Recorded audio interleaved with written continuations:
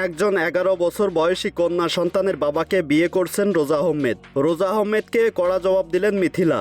মিথিলা বলেন, যখন একজন কম বয়সী মেয়ে একটা মধ্যবয়স্ক লোককে বিয়ে করে তবে তো অবশ্যই সবকিছু জেনে শুনেই বিয়ে করে।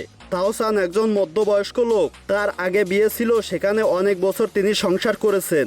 আর মেয়ের সূত্র ধরে মেয়ের মার সঙ্গেও তাহসান খান যোগাযোগ রাখেন। তারা একটা ভালো কোনো প্ল্যান্টিং করেন।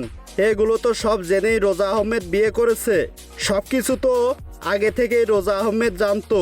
তাহলে হঠাৎ করে তার কি এমন সমস্যা হয়ে গেল? তাছাড়া কিছুদিন আগে একটি ইন্টারভিউতে মিথিলাকে তাহসানকে নিয়ে যখন প্রশ্ন করা হয় তার সঙ্গে তাহসানের যোগাযোগ আছে কিনা, তখন কিন্তু মিথিলা খুব সুন্দরভাবে বলেছে, অবশ্যই তাহসানের সাথে আমার যোগাযোগ আছে, কারণ আমরা একটা গুড প্ল্যান্টিং করার চেষ্টা করছি। মেয়ের সূত্র ধরে তার সাথে আমার সবসময় যোগাযোগ হয় এবং প্রায় দেখা সাক্ষাৎও হয়। তাহলে তো রোজা আহমেদের খুব ভালোভাবেই জানা উচিত ছিল যে তাহসান খান এবং মিথিলা কো প্ল্যান্টিং করছেন এবং তারা এটা খুব ভালোভাবে মেনটেন করছে। অপরদিকে তাহসানের বিরুদ্ধে নানা রকম অভিযোগ তুলছে রোজা আহমেদ। রোজা আহমেদ বলছেন তাহসানের তার প্রতি ভালোবাসা কমে গেছে, কেয়ারিং কমে গেছে, যেটা শুরুর দিকে ছিল। তাহসান খান আবারও তার পুরনো জীবনে ফেরত যেতে চাচ্ছে, সেজন্য মূলত তাদের মাঝে এত সমস্যার সৃষ্টি হচ্ছে।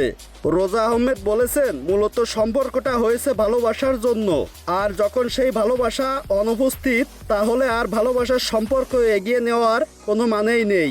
তাছাড়া রোজা আহমেদ আরও বলেছেন, কেউ যদি তার পুরনো জীবনে ফেরত যেতে চায় সেখানে তো আমি বাধা দিতে পারি না, যেভাবে থাকতে চায় তাকে তো সেভাবেই থাকতে দেওয়া উচিত। মূলত রোজা আহমেদের এই কথাগুলো প্রেক্ষিতে উত্তর দিয়েছেন মিথিলা।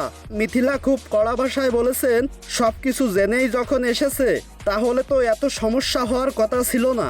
মিথিলা আরও বলেছেন, তাদের মধ্যে বয়সের অনেকটা গ্যাপ আছে।